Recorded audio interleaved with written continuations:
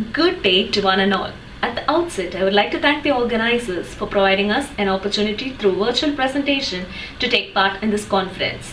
I would like to make a presentation today on reviving the cultural memory of our community, a study of Temsula Ao's select poems, a paper jointly written by Miss Evelyn, Sharon and myself, Dr.C.L.Shilaja, assistant professors from the Department of English, Stella College, Chennai. Temsula Ao is an eminent contemporary folklorist, ethnographer and poet from Nagaland who strives to represent the collective cultural memory in her region. Her poetry collections is a reflection of the Naga oral tradition and a way of reviving the ancestral art of storytelling that has gone into oblivion.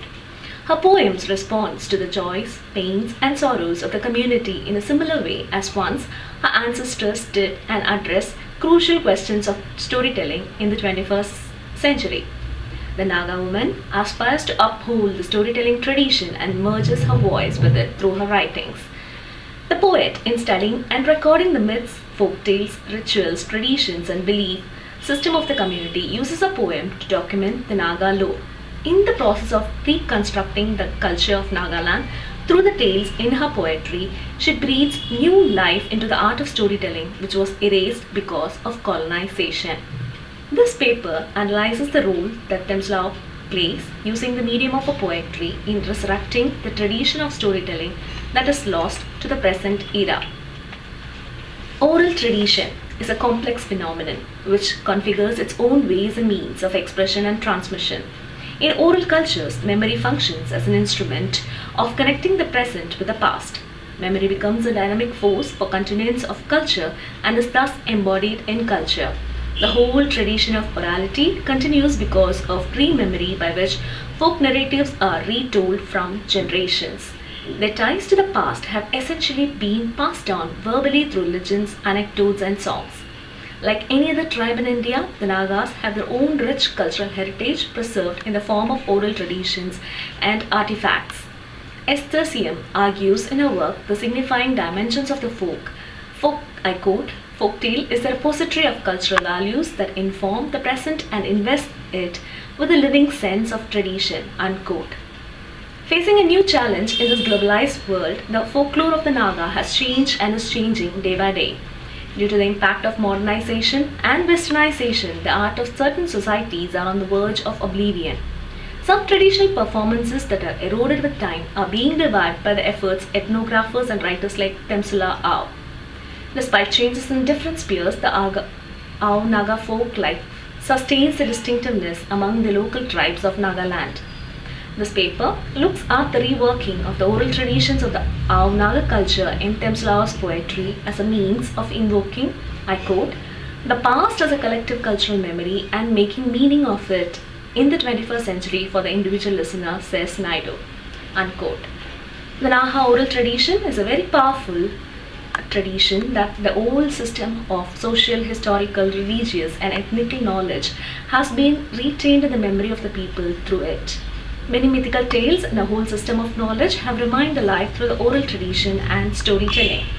Temsula Ao in her poem The Old Storyteller says that storytelling was her legacy, an art that she inherited from her ancestors.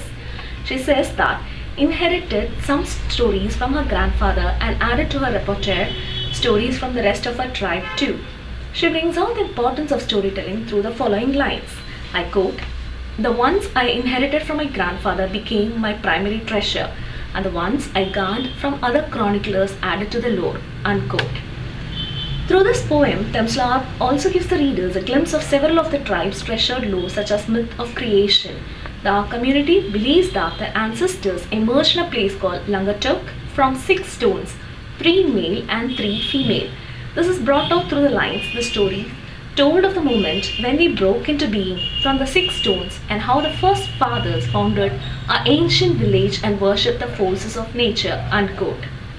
More often than not, to the Ao community, stories were their history, their culture and their origin.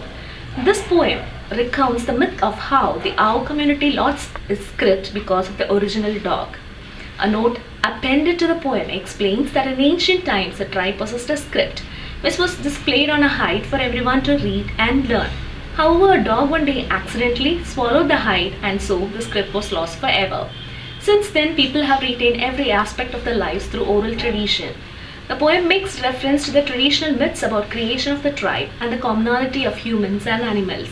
However, the tone turns apprehensive towards the end of the poem as the poet laments a new generation's disbelief in the cultural history of the tribe. I quote, "The rejection from my own has stemmed the flow and the stories seem to regress into an unreachable recess." Unquote.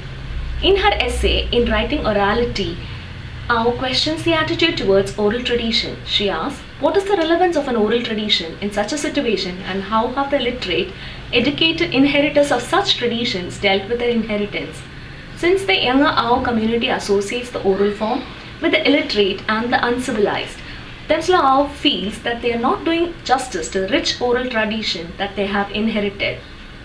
G. N. Devi, in After Amnesia, says that, I quote, "No post-colonial society can claim to have come out unscathed out of the colonial period." Unquote. The Ao community has attributed to the written word, so all the spoken logos was considered as crude and primitive. When the northeastern part of India was colonized, the imperial authority sent its correspondence or communicated primarily through writing. People started growing aware of the need for a written language. Since the Ao community lacked a script, the attention and the interest of the Ao people drifted towards English and its literature.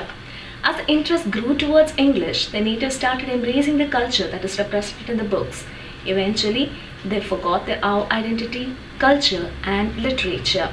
G. N. Devi describes this as a kind of cultural amnesia. This is the primary reason why Temsula Ao had to wield the weapon of poetry to record the stories of her tribe and her ancestry. Another reason for this cultural amnesia, according to the critic, is because of a colonial experience. A colonial experience have taught us, I quote, to imitate the colonizers and win their approval, unquote. Temsula Ao brings this out in her poem Blood of Other Days, where she laments that the Naha people under colonial rule had learned to train their minds that even their hills never remained the same after the departure of the colonizers. She says, "We borrowed their minds, ate their manners, adopted their gods, and became perfect mimics." The imperialists imposed into the minds of the community that they are superior and better than the natives. The human psyche always looks towards what is superior and imitates it. Colonization creates cultural demoralization. The colonizers created a false sense of shame in the minds of the colonized about their own history and traditions. To conclude, in the politics of linguistic hegemony and language dominance, the Nagas have lost the language, voice, and the memory of their ancestry. So Ao uses writing as an agency to represent the failing voices and the cultural memory of Nagaland. She wields the colonizers' language that affected cultural amnesia as a weapon to reclaim the lost lore of Nagaland and restore their identity. In the politics of representing Naha lore, Temsula Ao shatters the hegemonic wall by documenting in writing the oral folk tales, thereby reclaiming their lost identity and cultural memory. Thank you.